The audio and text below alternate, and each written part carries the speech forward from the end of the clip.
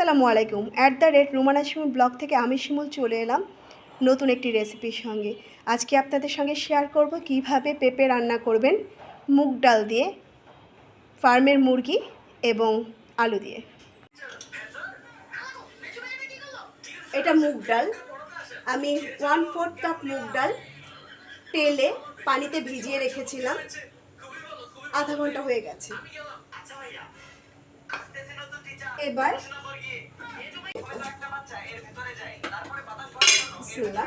একটু বেশি করে তেল দেবো, যেহেতু ভাজবো। তেল দিয়ে আমি সবজিগুলো দিয়ে দিচ্ছি। সবজিতে যেন কোনো পানি না থাকে, পানি ঝরিয়ে আপনাকে তেলে দিতে হবে।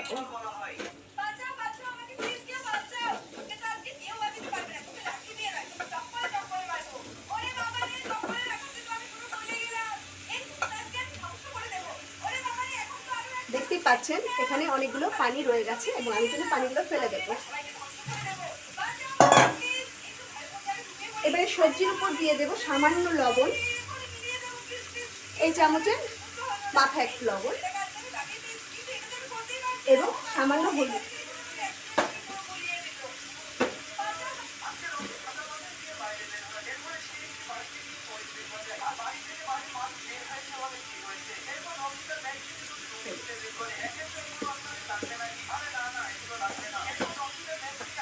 এবার ভালো করে নেড়ে চেড়ে সবজিগুলো আমি ভেজে নেব।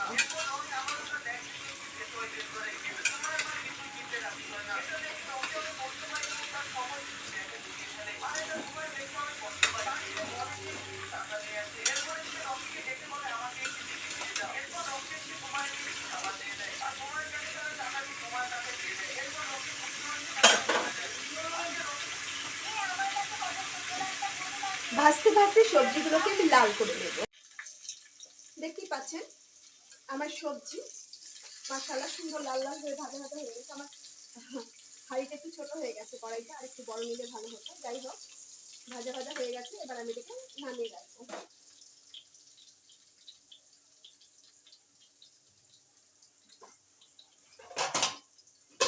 চড়িয়ে দিচ্ছি আরেকটা হাঁড়ি।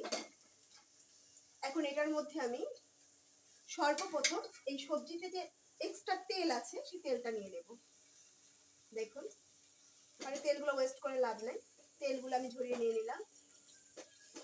ওকে,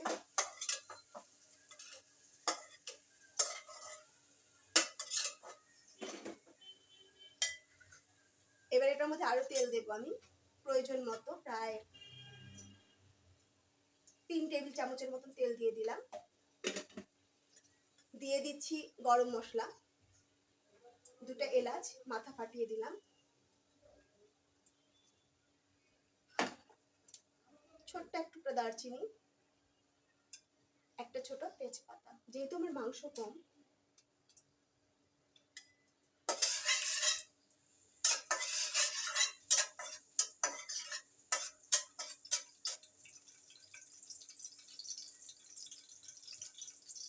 এবার দিয়ে দেব পেঁয়াজ, পেঁয়াজ কুচি। আমি 1/4 কাপ পেঁয়াজ নিয়েছি, এই জায়গায় দিয়ে দিলাম 1/4 কাপ পেঁয়াজ।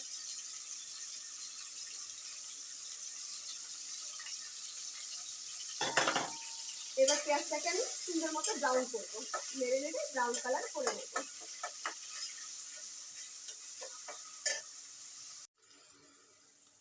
আমার পেঁয়াজটা অলমোস্ট হালকা ব্রাউন হয়েছে, হালকা ব্রাউন না, ঠিক ব্রাউন হতে যাচ্ছে, ভাজা ভাজা হতে যাচ্ছে, এখনো ব্রাউন হয়নি। এই পর্যায়ে আমি দিয়ে দেব লবণ, স্বাদ মতো বা পরিমাণ মতো লবণ। যেহেতু আমার মাংস কম, আমি হাফ চামচ দিচ্ছি বড় চামচে। এবার এটাকে আবার ভালো করে মোটামুটি ব্রাউন করে ভাজবো, খুব বেশি ব্রাউন করবো না, হালকা ব্রাউন করে ভাজবো। দেখতেই পাচ্ছেন আমার পেঁয়াজ আর অলমোস্ট ব্রাউন হয়ে গেছে। এই পর্যায়ে আমি আর লাল করবো না, এটাকে পানি দিয়ে দেবো কষানোর জন্য। দিয়ে দিলাম অল্প বা সামান্য পানি, 1/3 কাপ হতে পারে পানির পরিমাণ, একটু বেশি হবে না। এবার দিয়ে দেব আদা রসুন বাটা, আদা রসুন পেস্ট। আমি 1 চামচের মতন 1 চামচ আদা রসুন বাটা দিচ্ছি।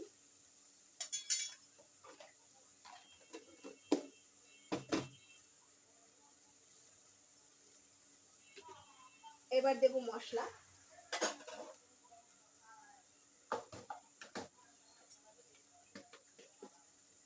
হলুদের গুঁড়া দিচ্ছি 1.5 চামচ, ছোট চামচের।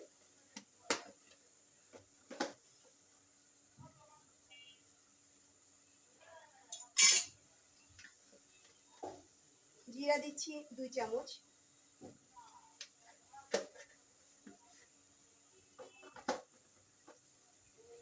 মরিচ দিচ্ছি 2 চামচ। ঝালটা আসলে নিজের পছন্দ মতো দেবেন, যে যতটুকু স্পাইসি খেতে চায় ঠিক ততটুকুই স্পাইসি দেবেন। দেব ধনিয়া গুঁড়া 3 টেবিল চামচ। 3 চামচ, টেবিল চামচ না, সরি, চামচ। আমার ছোট চামচে দেখতেই পাচ্ছেন, এটা মশলাদানির সঙ্গে যে ছোট চামচগুলো থাকে সেই চামচে 3 চামচ।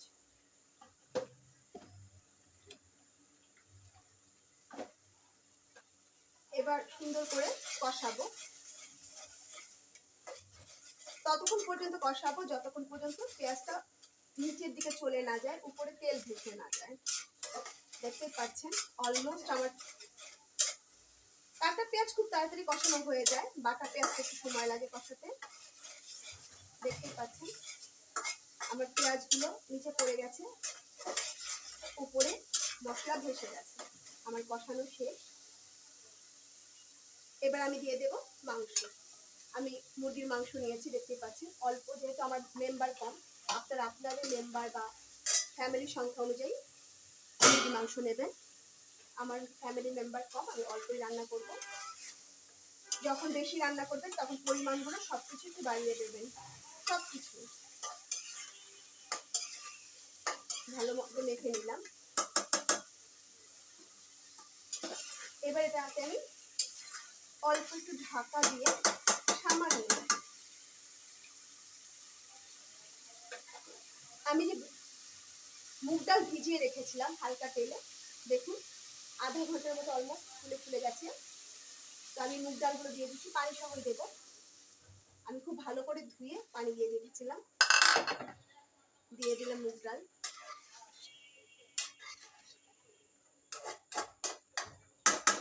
মুরগির মাংস যেহেতু এটা ফার্মের মুরগি, গলতে বেশি সময় নেবে না, তাই আমি দিয়ে দিলাম।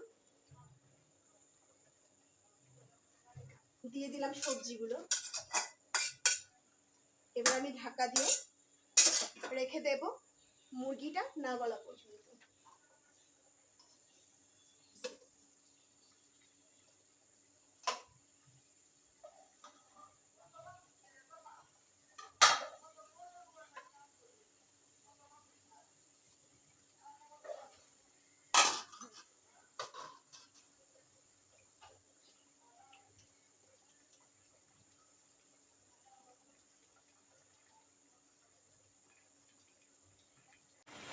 দেখতেই পাচ্ছেন আমার রান্না ফুটছে, আমি একটু নেড়ে দিয়েছি।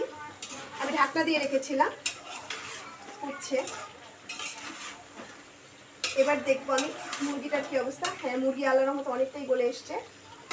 আমি 10 মিনিট হয়নি এখনো, 7-8 মিনিট হবে। আমার ডালটা আরেকটু গলবে। আমি আরেকটু পানি দিয়ে প্রায় 1 কাপের মতো পানি দিয়ে দিলাম, মেজারমেন্ট কাপে দিয়ে এটাকে ঢাকা দিয়ে রেখে দেব সবজি ডাল না গলা পর্যন্ত। সব গলে গেলে রান্না কিন্তু কমপ্লিট হয়ে যাবে ইনশাআল্লাহ।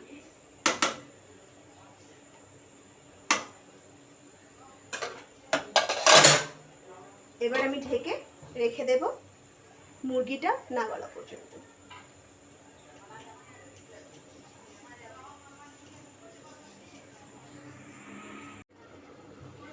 চলে এলাম প্রায় 15 মিনিট পর। এখন দেখবো এটার অবস্থা। দেখতেই পাচ্ছেন আলহামদুলিল্লাহ আমার মাংস গলে গেছে, দেখাই যাচ্ছে। তারপর আমি দেখলাম ওকে,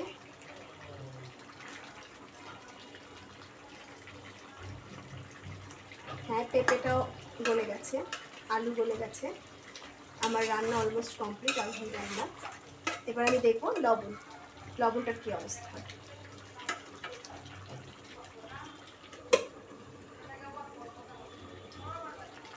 লবণটা একটু কম হয়েছে, আমার লবণটা একটু লাগবে, দিয়ে দিচ্ছি আরও 3 ভাগের 1 চামচ লবণ। আমি এটাতে বেশি ঝোল রাখবো না, চিপচিপে ঝোল রাখবো। মুগ ডালটাও গোটা গোটা থাকবে, খুব বেশি গলে মিক্কি হয়ে যাবে না। আর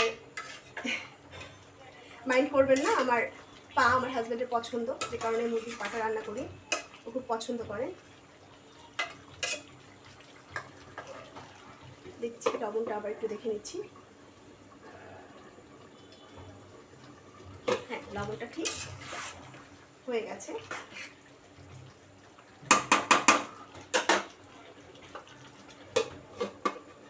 যেহেতু আমি আর ঝোল দেবো না, আমি দিয়ে দিচ্ছি কাঁচামরিচ।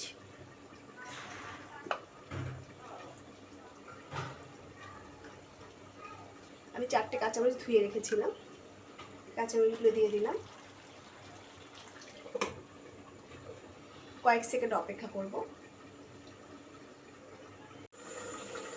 দেখতেই পাচ্ছেন আমার রান্না অলমোস্ট কমপ্লিট, আলহামদুলিল্লাহ। চুলাটা বন্ধ করে দিলাম। আজকে এ পর্যন্তই। আবার দেখা হবে নতুন কোনো বিষয় নিয়ে, একই ব্লগে @রোমানা শিমুল ব্লগে চলে আসব নতুন করে। আজকে এ পর্যন্তই। লাইক করবেন, কমেন্ট করবেন, সাবস্ক্রাইব করবেন। অবশ্যই বেল আইকনটার পাশে দিয়ে বেল আইকনটা টিপে দিয়ে আমার পাশে থাকবেন। আর সাবস্ক্রাইব করে আমার ছোট্ট চ্যানেলটাকে এগিয়ে নিয়ে যেতে সাহায্য করবেন। তো আজকের মতো এখানে বিদায়, টাটা, বাই বাই।